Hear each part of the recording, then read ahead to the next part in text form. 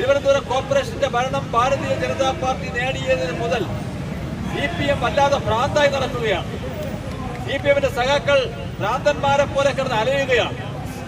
പിച്ചും പേയും പറഞ്ഞ് നടക്കുക, നാടൻ ഭാഷയിൽ പറഞ്ഞാൽ പിച്ചും പേയും പറഞ്ഞ് നടക്കുകയാണ്. എന്തൊക്കെയോ കാട്ടിക്കൂട്ടുകയാണ്.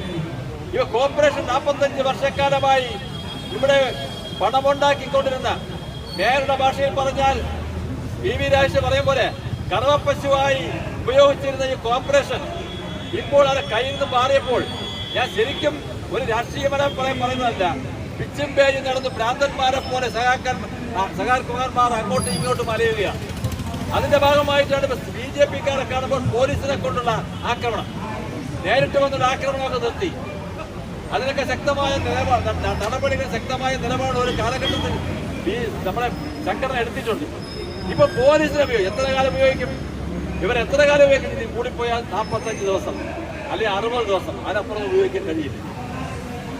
അത് കഴിയുമ്പോൾ ഭാരതീയ ജനതാ പാർട്ടി കേരളത്തിലെ ഇതിനേക്കാളും ശക്തമായിട്ടുള്ള രാഷ്ട്രീയ പ്രസ്ഥാനമായി നിയമസഭാ തെരഞ്ഞെടുപ്പ് കഴിയുമ്പോൾ ഞങ്ങൾക്ക് വേണ്ടി ചോദിക്കാൻ നിയമസഭയിൽ MLA-മാരുണ്ടാകുന്ന സാഹചര്യം വരെ ഉണ്ടാകുമെന്നുള്ള കാര്യത്തിൽ സംശയമുണ്ട്.